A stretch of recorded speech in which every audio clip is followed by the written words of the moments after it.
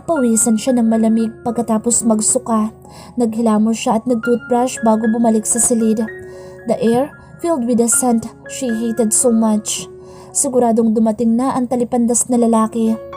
Nalukot ang mukha niya. Gusto niyang bumalik ulit sa banyo at sumuka ulit. Gusto niyang isuka ang amoy na iyon pero kalmante naman ang sikmura niya. Sa isip ay nandidiri siya sa amoy ng hangin sa silid. Napansin niya ang tray ng pagkain sa ibabaw ng mesita. Malamang inakyat na ito ni Lisa nang nasa banyo siya. Kada umaga paglabas niya ng banyo, may pagkain na doon. Pareho rin kung late siya ng gising. May pagkain ang naghihintay sa kanya. Mabuti talaga, maalaga at maaasahan ang kasambahay na si Lisa. Kumalam ang sikmura niya nang makita ang fresh milk at biskwit, pancakes, olives at cheese. Pero nakakawalang gana ang amoy ng kwarto kaya kinuha niya ang tray at lumabas. Dumiretso siya sa dining at doon nilantakan ang pagkain. Her pregnancy made her eat more now. Tumakaw na siya at medyo bumibigat na. Sigurado siyang lalong mambababay ang malanding si Kayden kung lumobo na ang tiyan niya. Nilagot niya ng diretso ang fresh milk. Tom insecurity. Natigil siya nang madinig ang kaluskos mula sa pintuan ng kusina. Dahil nakatalikod siya sa gawin ng pintuan na inakala niyang si Lisa iyon. Lisa, wag mo na akong lutuan ng tanghalian at aalis ako mamaya. Hindi umimik ang huli kaya napilitan siyang lingunin ito. Napapitlag siya nang salip si Lisa ang makita ay hindi, kung hindi ang pinakaayaw niyang masilayan sa araw na iyon. Kayden is leaning on the doorframe while watching her eat. Matiim siya nitong tinititigan. Bumilis ang tibok ng puso niya at kinabahan nang humakbang ito palapit sa kanya.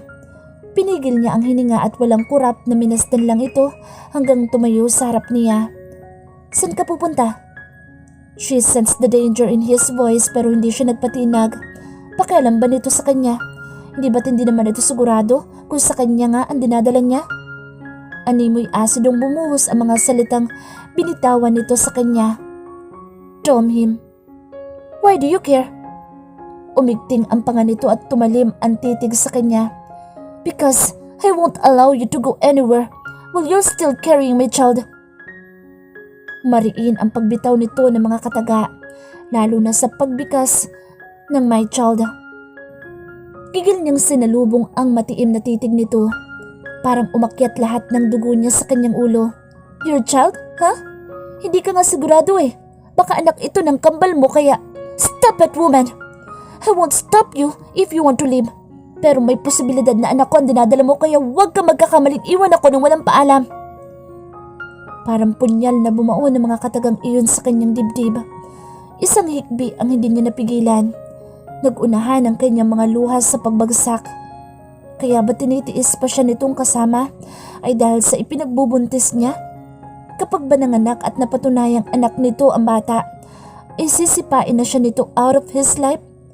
So, ang dinadala na lang niya ang nagbibigkis sa kanila sa relasyong ito? Kung hindi siguro siya buntis, baka hiniwalayan na siya nito. Yun ba ang inaakala mo, Kayden? She managed to control her emotions pero hindi niya nagawang itago pa. Nanginginig ang mga labi niya habang pilit binibigkas sa mga katanungan sa isip niya. Agad nag-iba ang ekspresyon ni Kayden. Para itong nagulat at biglang nataranta. He stepped a bit closer to her and tried to reach her pero tinabig niya ang kamay nitong hahaplos sana sa pisngi niya. Huwag kang mag-alala. Hindi naman ako aalis sa ngayon. Sige, I will stay until I give birth. Para naman mapatunayan mo kung anak mo nga itong nasa tiyan ko. Ipa-DNA natin ang anak ko pagkalabas niya. Pero anong gagawin mo kung mapatunayan mong anak mo siya? Keep him or her with you and shoo me away? Puno ng galit ang tinig niya at titig kay Kayden. Umawang ang bibig nito. Parang may gustong sabihin pero walang namutawi. Alam mo, kung pwede lang hilingin sa Diyos na sana hindi ikaw ang ama ng dinadala ko. I will ask him. Pero malabo yun dahil alam ko kung sino ang ama nito. Tinuro niya ang pispang tiyan. She fake a laugh. Hilam pa rin sa mga luha ang kanyang mga mata. Ngunit hindi ko pagpipilitan ng anak ko kung ayaw mong maniwala na iyo siya. Mas gugustuhin kong maging bastarda siyang tulad ko, kaysa sabing ikaw ang ama niya. You and your dumb ego. You're a worthless father, Caden. Hindi na niya ito hinintay na magsalita. Tumayo siya at tumakbo paakyat sa kanilang kwarto. She heard a knock after a while pero hindi niya pinansin. Naglock siya sa loob ng silid. Ibinuhos niya ang galit sa pag-iyak hanggang sa igupo siya ng antok. Oh, hindi ka pa ba pagod sa kaayos ng tindahan mo, Ariela? Naku, ako ay natatakot sa iyo. Baka mga nakang wala pa sa oras. Ang layo pa man din ang ospital dito. Napaangat siya ng tingin sa kadarating na si Rose. Ito ang namalengke ng ilang stock sa maliit niyang tindahan. Nasa 8 buwan na ipinagbubuntis niya at malaki na ang tiyan niya kaya't nahihirapan ng mamalengking mag-isa. Kaya nagpresenta na ang kaibigan na ito na lang ang mamalengke ng ilang paninda. Patapos na ako. Ang bilis mo ah. Sumulyap siya sa orasang dingding. Wala pang 1 oras at heto na ang kaibigan niya. Hindi naman kasi ako buntis. Ngumisi ito. Talagang minadali ko at hindi ako mapakali sa'yo, babae ka. Ako talaga nag-aalala sa kalagayan mo. Kung bakit ba kasi iniwan mo. Bigla nitong natutop ang bibig na makita ang biglang pagkalungkot niya. Sorry. Kasi naman, ako ay natatakot sa panganganak mo, Riela. Hindi ka pwedeng malayo sa ospital. Ilang beses nang sinabi ng doktor sa'yo pero ang tigas ng ulo mo. Hindi biro yung sitwasyon mo. Ano? Parang constipated lang ang sakit? Ito na naman si Rose kung makatalak. Parang ito ang manganganak. Pero maswerte siya at may kaibigan nitong tulad ni Rose. Hindi siya nito pinabayaan na magdesisyon siyang iwan si Caden. Muling kumudlit ang sakit sa puso niya nang maalala ang araw na umalis siya. Ng araw na matuklasan ang kataksilan ni Caden. Pero ano pa ba ang dapat niyang asahan sa lalaki? Walang matibay na pundasyon ang relasyon nila. Hindi siya nagsinungaling nang sabihin ditong hindi siya aalis at hindi ilalayo ang bata rito. Pero hindi pala niya kayang panindigan iyon dahil nag-invest na siya ng pagmamahal kay Caden. Masakit para sa kanya na makita itong may iba na. Tawagin na siyang selfish dahil inalayo niya ang dinadala niya.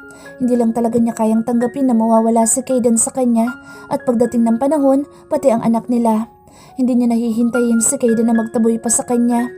Wala siyang laban kung kukunin sa kanya ang anak. Kayang-kaya ni Caden gawin iyon. Mayaman ito. Anong laban niya sa isang Del Mundo? Naniniwala ka ba talagang may relasyon sila na magandang babaeng yun? I mean, baka nagkamali lang tayo ng akala. Baka nag-usap lang sila sa hotel. Nagrosaryo, pwede rin. Napangiwi ito sa huling sinabi. Nanatili siyang walang imik. Ayaw na niya sanang maalala pa ang parteng iyon pero heto't bukang bibig na naman ni Rose. Kundi kasi gago ang asawa mo. Mas maganda ka naman dun sa karida niya. Naalala na naman niya ang nakaraan. Dahil off ng kaibigan niya noon ay inaya siya nitong mamasyal sa isang baby shop. Dinala siya nito ng kaibigan. Sobrang saya niya sa pagtingin-tingin ng mga gamit pambata. Kapag alam na niya ang kasarian ng anak niya ay saka siya mamimili ng mga gamit. Pero lahat ng iyon ay gumuho at napalitan ng hinanakit at galit ng paglabas nila ng baby shop ay mamataan si Caden sa katapat na gusali. May kakbay itong magandang babae habang papalabas ng hotel. Matangkad din ito tulad niya pero mas slim siya ng konti. The woman was like an hourglass shape. First time siyang ma-insecure physically. Caden's other woman was no doubt beautiful. Kitang-kita niya ang pagsiil nito ng halik sa mga labi ng babae bago nito pinagbuksan ng kotse. Kung hindi pa siya hinila ni Rose ay nanatili na siyang nakatayo doon. She cannot find her feet. Tila na ipako siya. The pain was too much. Wala siyang mailuha sa mga sandaling iyon pero ang puso niya umiyak at nagluksa. Hinintay niya si Caden na dumating. He acted like he did not cheat on her.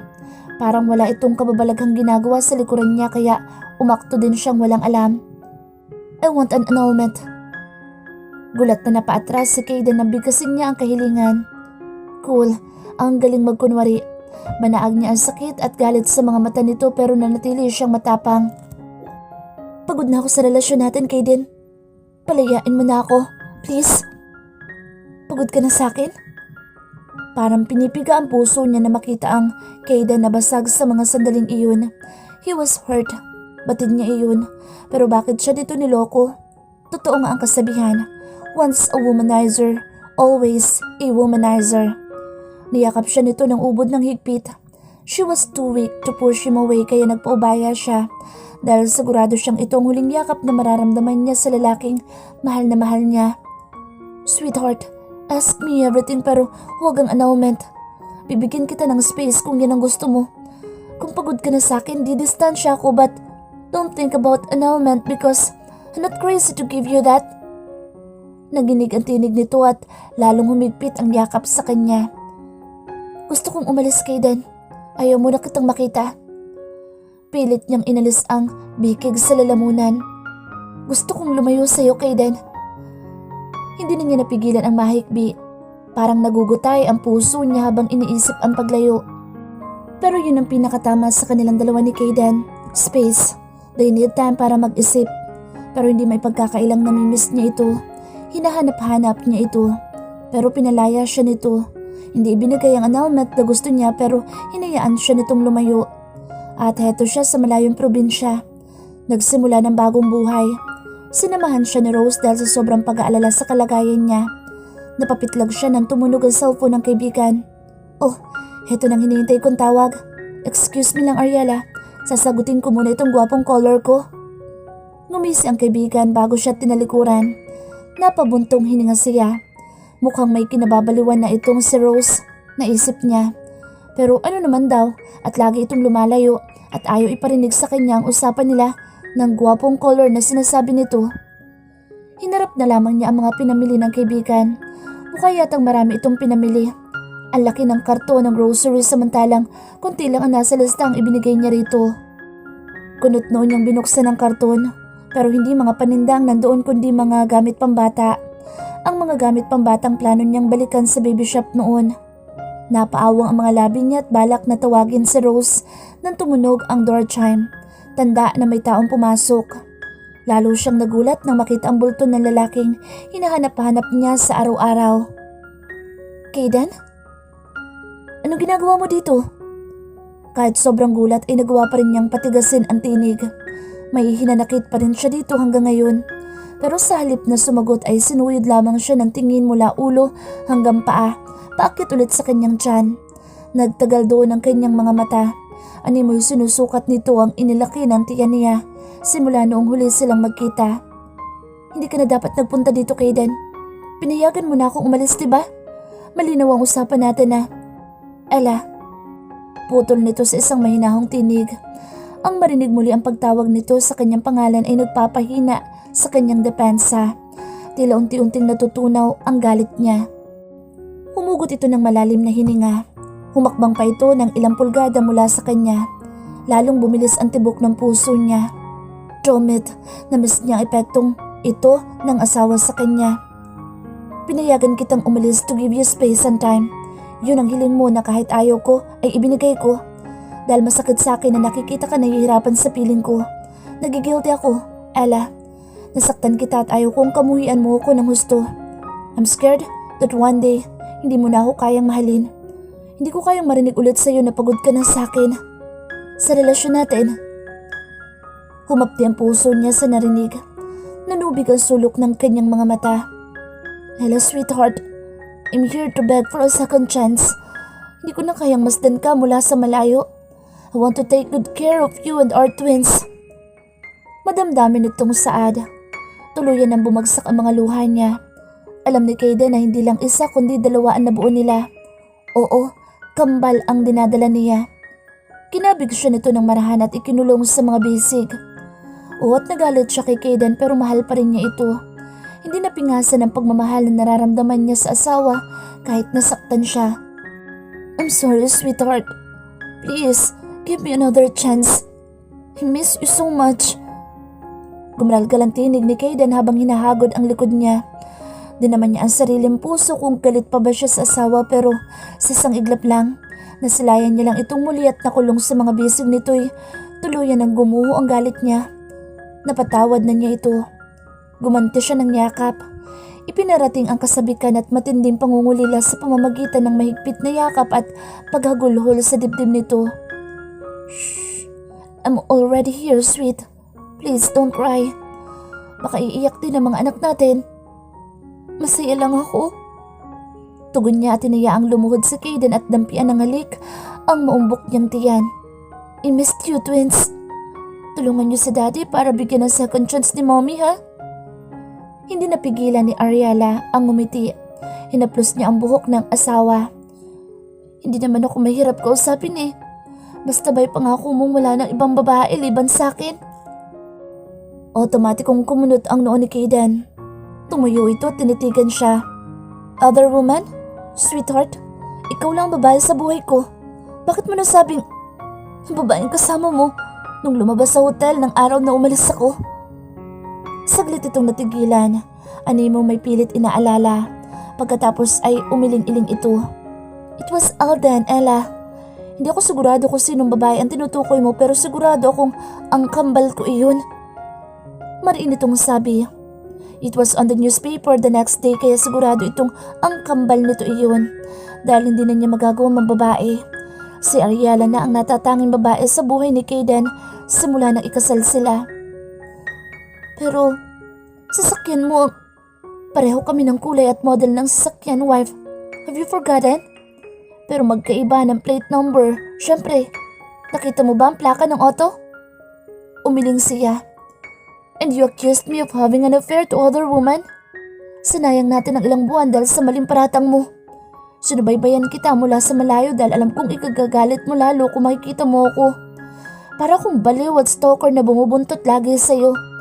Ingat na matuklasan mo ang kinukutsaba ko si Rose para updated ako lagi sa kalagayan mo. Tinaasan niya ito ng kilay. Di hindi mo rin ako binigyan ng space kung nandyan ka lang pala sa tabi-tabi. Nanguusig ang tingin ipinukol niya rito. Ella, sweetheart, hindi mo ko masisisi kung para na akong anino mo. I'm badly in love with you, wife. Kahit saan ka pumuntay nandoon ako. Para sa'yo at para sa mga anak natin. Hinaplos nito ang kanyang tiyan para kapwa matigilan nang gumalaw ang parteng hinaplos nito. Kaden's eyes watered. Nangiti ito at naiiyak nang maramdaman ang paggalaw ng kanilang mga anak sa sinapupunan niya. I'm sorry, sweetheart. I just can't live without you. Ang hirap matulog na wala ka sa tabi ko. Sa umaga, hindi ko masilayan ang mukha mo. Our bed was cold and my life was empty without you. Come back to me, please. Tumango siya habang naluluha. I will. Hindi naman ako nawala sa iyo, Kaden. You're always with me dahil nasa puso na kita noon pa man. You are rooted inside my heart at hindi na iyon magbabago at maalis pa. Nang lumapat ang labi nito sa mga labi niya ay agad siyang tumugon. Namiss niyang asawa. Ilang buwan ang nasayang pero babawi siya dito. Mama, we have something to tell you. Panimula ni Kaden. 3 araw mula na magkaayos sila ay napagkasunduan na nilang tapatin ang Donya. Naiyak ang matanda nang muli siyang makita. Walang sandaling hindi nito sinisi ang anak sa pag-alis niya. Mukhang pareho tayo ng paksang gustong pag-usapan, iho. I also have something very important to tell you, too. Litong nagkatinginan sina Ariela at Kaden. Patawarin niyo ako, Ariela. Kaden, nagawa ko magpanggap na may sakit sa puso para matrap kayong dalawa sa kasal. I knew from the very beginning that Ariela was not pregnant from Alden. Alam kong ang kakambal mo sumira sa relasyon nila noon ni Ariela. Hindi ko matanggap iyon dahil hindi na iba ang turing ko sa iyo, iha. Bumaling ito sa kanya. Humihingi ng pangunawa ang mga mata. Bilang isang ina, gusto ko sa mabuting babae mapunta ang mga anak ko. Hindi lingid sa akin ang paglalaro mo sa mga babae, Kaden, iho. Natakot akong isang araw ay mapikot ka ng babaeng hindi mo naman mahal. Kay Kaden naman ito bumaling. Walang imik ang lalaki habang seryosong nakikinig sa ina. Sabihin ng overprotective ako pero ayokong maulit ang nakaraan. Minahal ko ng sobra ang papanyo na umabot sa pamimikot ko sa kanya. Natigilan daw niya na tila hirap na hirap magpatuloy. Hindi ako ang unang minahal ni Edmond. Nakatakda na siyang ikasal kay Lilia nang agawin ko siya. Hindi naging madali ang pagsasama namin noong una pero gusto kong malaman niyo na nabuo kayo ng kambal mo, Kaden, dahil sa pag-ibig. Natutunan akong mahalin ng papanyo at kayo ni Alda ng patunay. Her teary eyes twinkled with the memory. At saka mo mararamdaman sakit kung wala na ang taong kinamumuhian mo. Saka mo lang matatanto ang pag-ibig na namamahay na pala sa puso mo kapag iiwan ka na. Napalingon silang tatlo sa pintuan. Naglakad patungo sa doon niyang asawa. Niyakap nito ng mahigpit ang luha ang babae. Nagkatinginan sila ni Kayden. Kinabig siya ni Kayden at hinalikan sa noo. Hindi ako mag-aalalang mapikot kung sakali man. Kunot noong tumitig siya sa mga mata nito.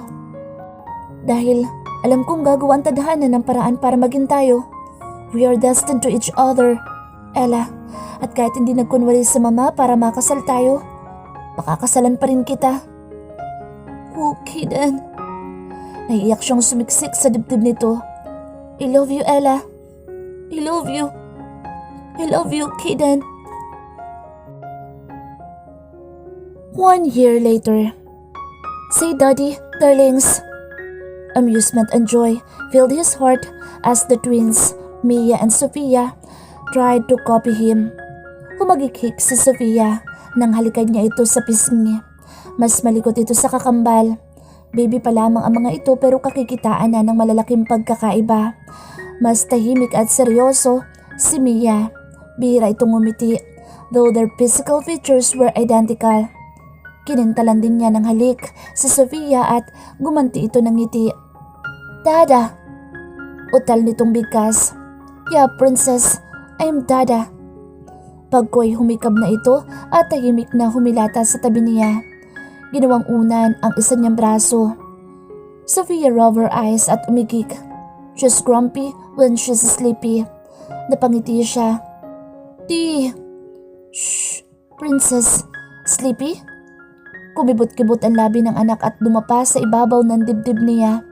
Natatawan niyang hinagod-hagod ang likod nito. Napagod yata ng husto ang kambal. 1 oras ba naman niya itong nilaro pagkatapos mapaliguan? His wife was busy in the kitchen. Bibisita si Alden mamaya at doon daw sila magdi-dinner ng fiancé nito. It will be the first time meeting his brother's girlfriend. Nang magpakita itong muli sa kanila, hindi rin ito nanatili sa mansyon. Magaling ito at nakapagpundar ng lupaing hindi man sinlawak ng asyenda nila. Kayang-kaya naman itong tumbasan ang kinikita ng kanilang ama. Alden proved his worth as asyendero.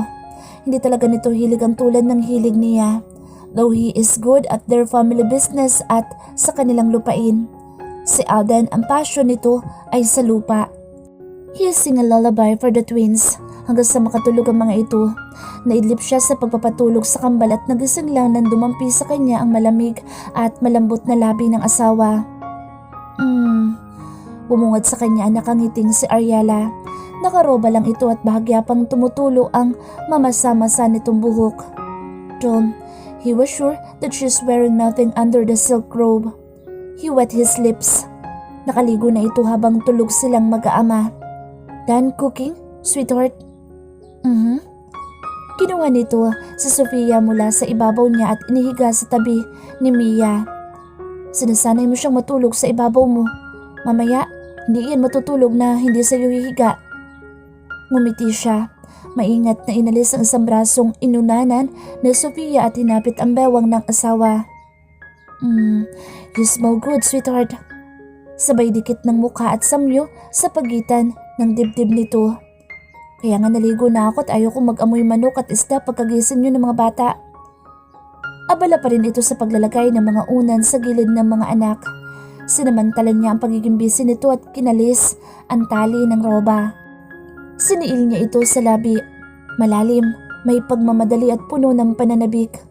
Wala pa namang gabi na hindi niya inangkin ng asawa pero karaniwan ay quickie o hindi kaya bitin dahil sa maling timing ng kambal sa pag-iyak. Kayden, ang kambal baka magising. Hirap nitong bigkasin ng pagtutol. Shh, ilang beses na natin itong ginawa, sweetheart. At lagi tayong nagagambala sa kalagitnaan. Natatawang anito, pero hindi na ngayon. Pilyo siyang ngumiti at pinadaos-dos ang labi sa leeg nito.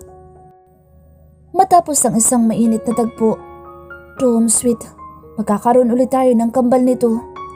Pawis ang ibinagsak nito ang katawan sa asawa. Lalaki na sana para tama na. Kunot ang noong tinitigan siya nito. Hindi pa tayo nakakalima, wife. I want 5 kids. 3 o 4 lang? No, 5 o 6. Tom, you hubby. I love you, wife. Kinintalan niya ito ng matunog na halik sa labi. Gusto pa sana niyang singutin ang nakakaadik na bango ng asawa. Kung hindi lang narinig ang ugong ng dumating na sasakyan ay talagang sasakyan pa din niyang asawa. Lukot ang mukhang inayos niya ang sarili. Si Ariela ay tarantang nagbihis ng puting dress. Mother Mary, kapag ganito ang suot ng asawa niya ay lalo siyang naaakit at napapamahal. She looks innocently beautiful, fresh, and fine, mamaya na siya hihirit. Sabay silang bumaba para salubungin ang mga bisita. Ayaw niyang pakawalan ang bewang ng asawa kung hindi lang nakakawalang hiya sa fiancé ng kakambal. Alden's fiancé was pretty, but not pretty as his wife, of course. Ariela is the most beautiful woman he'd ever seen. Matangkad ito at morena. Alunan ang sa dulo at singitim ng gabi na buhok. Her eyes were almond shaped. May katamtang tangos ng ilong at full lip. Hindi lang niya sigurado kung natural ang mga pula ng mga ito o lipstick lang. She has an innocent looks like Ariela na lalong nadipina dahil sa maamo at itim na mga mata at long lashes nito. Bro, panabay na bati nila ni Alden. Alden, Ariela. Magiliw na bati ni Alden na sasalubungin sana ng yakap ang kanyang asawa pero mahigpit niyang kinabig ang asawa at hinalikan sa labi. Still jealous, my twin. Natatawang wika ni Alden. By the way, meet my fiancé, Ariana Santiago. Love, Kayden, my twin, and Ariela, his wife. Mga pinaglipat-lipat ng babae ang tingin sa kanilang magkapatid. Finally, we've met, Ariana. Iniabot niya ang kamay pero mahigpit na hinawakan ni Alden ang kamay ng babae na tatanggap sana sa kanya. Possessive. He chuckled. Kambal eh. Ariela hugged Ariana. Welcome to our home, Ariana. Thank you, Ariela. You have a nice house. Ngumiti ang asawa. Magpapatayo ko ng palasyo para sa iyo, love. Siniko ng babae si Alden. Medyo malakas iyon kaya napaubo ang mayabang niyang kapatid. Nginisian niya ang kambal nang tumingin sa kanya. Good for you. Dinner is ready. Tuloy na tayo sa dining room. Ay, ni Ella. Nagpatiuna silang mag-asawa. Binulungan siya nito. Just not the woman. Ha? Yung nakita ko sa... Nanliit ang mga mata nito nang tumitig sa kanya. Sweetheart naman, huwag mo sabing ako pa rin ang pinagbibintangan mong... Hindi. I knew it was Alden. Ramdam ko naman, sweetheart. Pero iba na naman? Na, once a playboy, always a playboy. Parang ikaw. Kambal nga. Lalo niyang hinapit ito. Playboy ha? Hindi mo ba alam na ikaw ang nagpatino sa playboy na ito, wife? Ikaw lang ang babaeng may karapatan sa akin. Body, heart, and soul. Inagap niya isang kamay ng asawa at pasimpleng hinagod ito. I'm all yours, wife. I love you. Truly and deeply, sweetheart. Namula ang pisngi ng asawa nang lingunin ang dalawang panauhin. Medyo malakas kasi ang pagkakasabi niya ng mga kataga. Pero mukhang abala naman ang dalawa sa kanilang patagong loving.